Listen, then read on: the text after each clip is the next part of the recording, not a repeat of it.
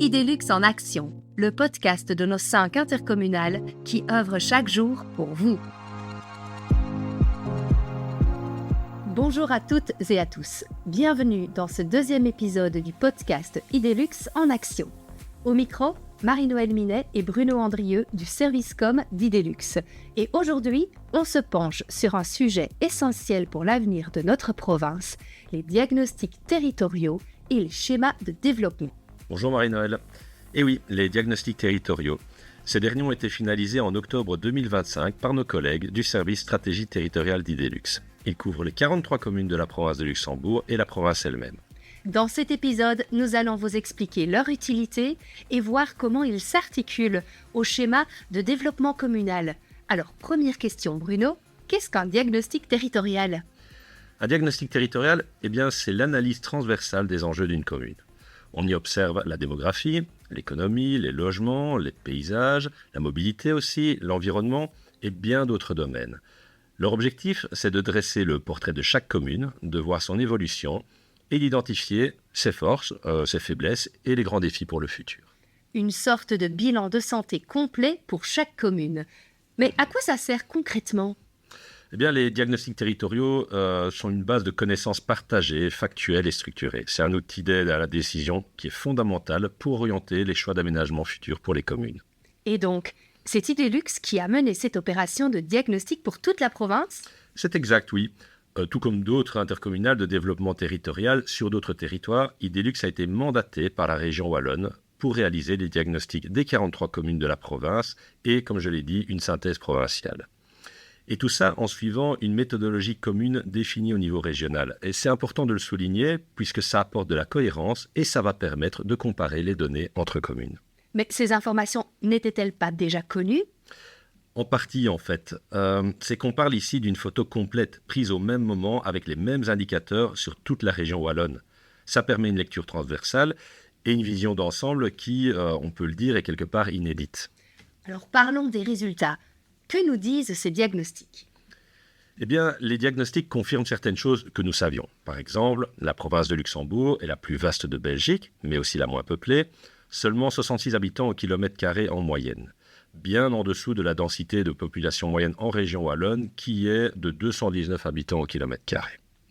Mais alors, ce qui ressort, ce sont les contrastes à l'intérieur de la province et l'évolution de ces données.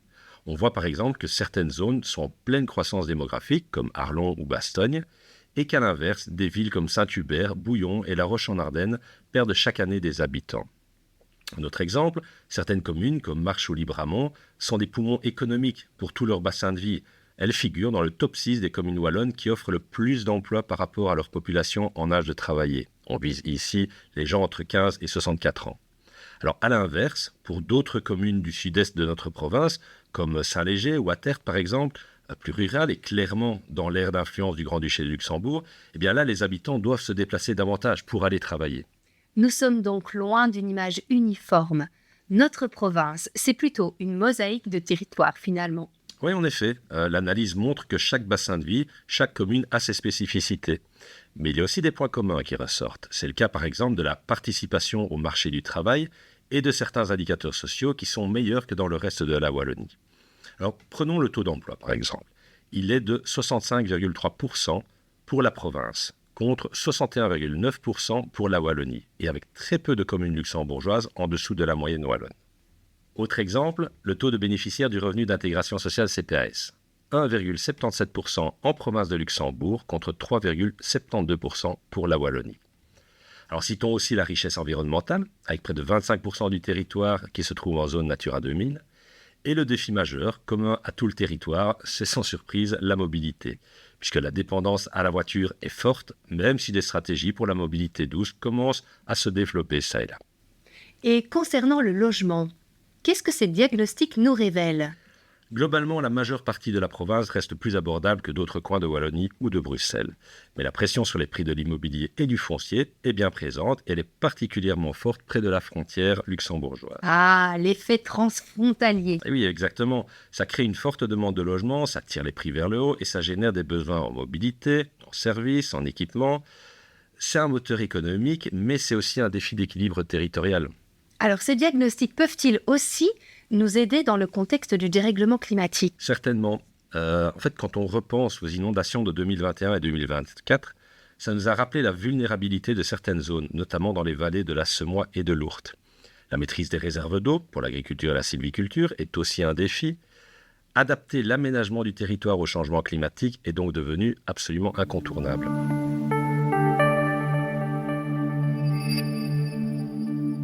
Alors maintenant que nous savons ce qu'est un diagnostic territorial, parlons des schémas de développement communal. Comme je le disais tout à l'heure, ce diagnostic, ce n'est pas une fin en soi. C'est le point de départ, indispensable pour les communes, pour construire le schéma de développement communal. Ce schéma de développement, c'est le projet politique et stratégique de la commune. Il définira des orientations très concrètes. Alors des orientations concrètes, c'est-à-dire Bruno? Bien, par exemple, où développer de nouveaux logements, comment protéger nos espaces verts, quelle stratégie pour la mobilité douce, comment revitaliser le centre des villages. Toutes ces réponses se trouveront dans le schéma de développement communal qui s'appuie sur les conclusions du diagnostic. En fait, c'est bien plus qu'un document administratif, c'est vraiment ce schéma de développement communal, une boussole qui va guider le développement de la commune pour les 10-15 prochaines années. Il va orienter toutes les décisions locales qui ont un impact sur le territoire. Alors une autre question. Les communes ont-elles l'obligation de réaliser leur schéma de développement? Non, il n'y a pas d'obligation légale. Par contre, la démarche est fortement encouragée par la région wallonne, qui a elle aussi d'ailleurs adopté un schéma de développement du territoire.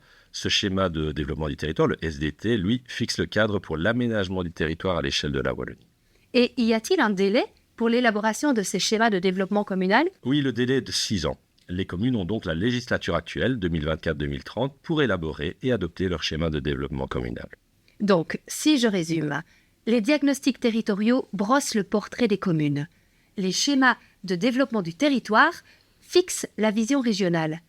Et ces deux outils vont aider les communes à construire leur propre schéma de développement communal. Eh bien, c'est un très bon résumé, Marie-Noël. Et si une commune n'élabore pas son schéma de développement communal, que se passe-t-il? Eh bien, c'est là qu'on voit tout l'intérêt stratégique de la démarche. L'enjeu, c'est bien pour la commune de garder la main sur son développement. Sans schéma de développement communal approuvé dans les temps, ce sont les règles régionales qui s'appliqueront sur son territoire. Et si certaines communes ont besoin d'aide, peuvent-elles faire appel à Idelux pour l'élaboration de leur propre schéma de développement communal? Tout à fait. Idelux a fait les diagnostics territoriaux de manière neutre, sur mandat de la région. Et aujourd'hui, Idelux propose aussi un accompagnement sur mesure. Alors, interprétation des données, animation participative, appui technique. Et en fait, aujourd'hui, une dizaine de communes ont déjà sollicité Idelux pour les accompagner dans la réalisation de leur schéma de développement communal. Et le rôle d'Idelux est ici clairement défini. Elle agit comme facilitateur, expert méthodologique, en restant au service du projet de la commune. C'est donc toujours la commune qui décide la vision stratégique, les choix politiques et les priorités. Bien entendu, et c'est fondamental, la commune reste maître à bord.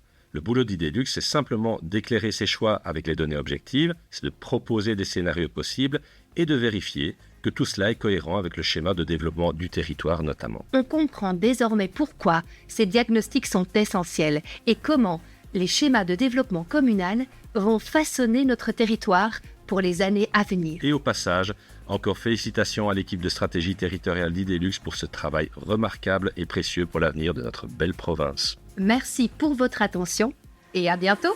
À bientôt. Vous venez d'écouter le podcast Idelux en action. Plus d'infos sur nos projets, nos métiers, nos actualités en surfant sur notre site web www.idelux.be et sur nos réseaux sociaux.